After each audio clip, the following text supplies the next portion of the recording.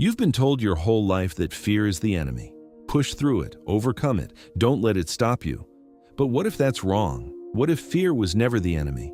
What if every fear you have ever felt was actually trying to protect you, guide you, and show you something you needed to see?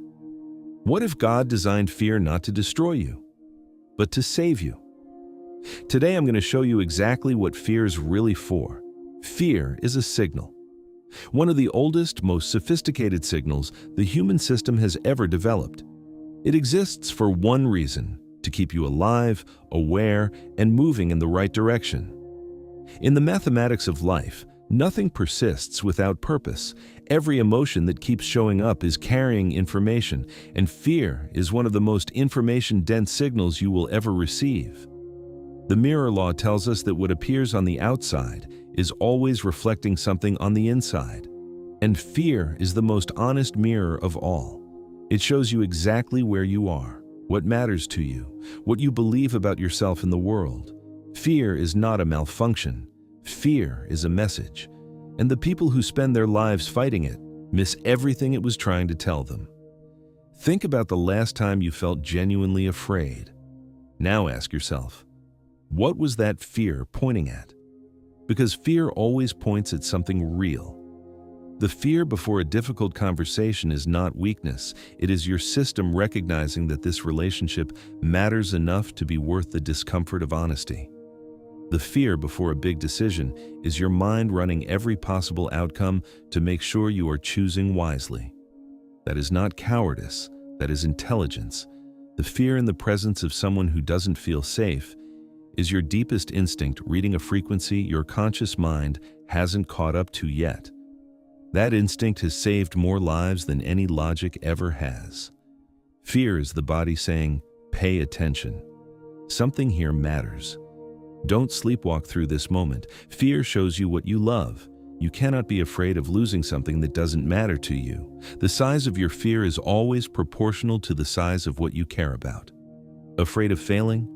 That fear shows you how much you care about growth. Afraid of rejection?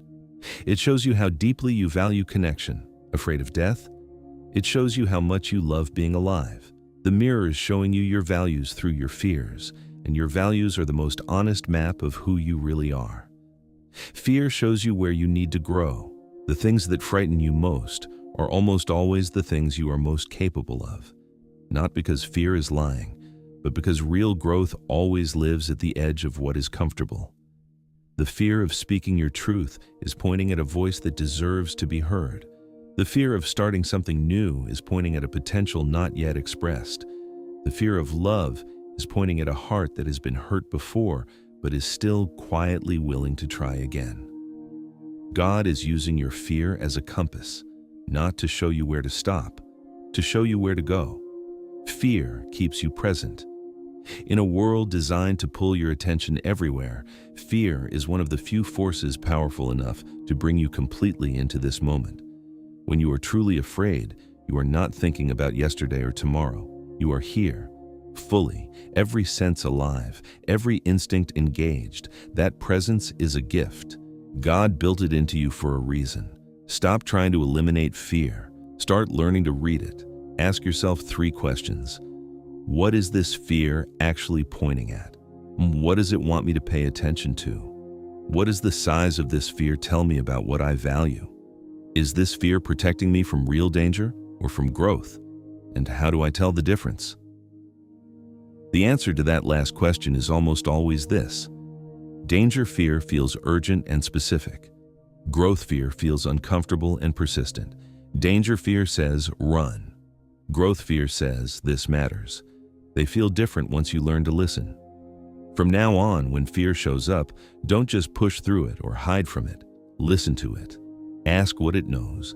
Ask what it loves. Ask what it is trying to protect.